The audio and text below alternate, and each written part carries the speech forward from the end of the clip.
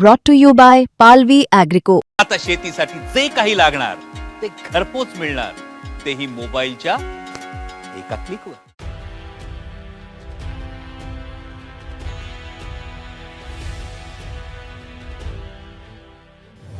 महाराष्ट्रामध्ये विविध जिल्ह्यांमध्ये बिबट्यांचा वावर मोठ्या प्रमाणात वाढलाय. यामुळे ग्रामस्थ, शेतकरी या सगळ्यांमध्येच भीतीचं वातावरण आहे. नागपूर, नाशिक, रायगड आणि गोंदिया या जिल्ह्यांमध्ये बिबट्यांनी अक्षरशः धुमाकूळ घातलाय.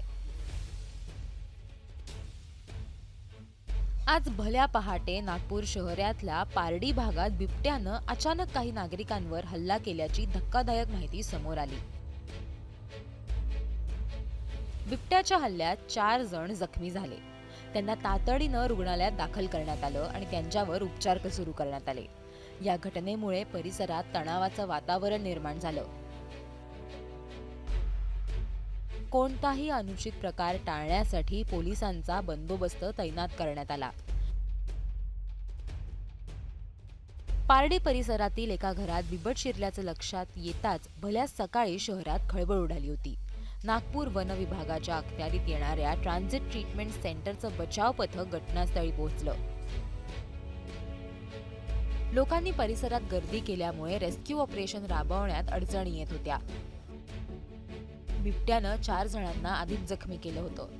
तो आणखीन लोकांवर अटॅक करू नये याच्यासाठी प्रयत्न सुरू होते. अखेर 2 तासांच्या शेवटी अथक प्रयत्नांनंतर ट्रान्झिट ट्रीटमेंट सेंटरच्या चमूनं बिबट जेरबंद केलं. हा बिबट आधी लपून बसला होता. एका बिल्डिंगच्या टेरेसवर एका कोपऱ्यात होता.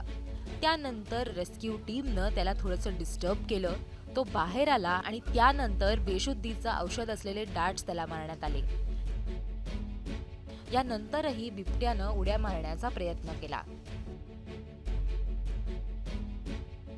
पण बेशुद्धीच्या औषधाचा परिणाम झाल्यानंतर बिबट्या एका बिल्डिंगवरनं खाली पडला आणि त्यानंतर त्याला जेरबंद करण्यात आलं. नागपूरहून योगेश पांडेसह ब्युरो रिपोर्ट, मुंबई तक.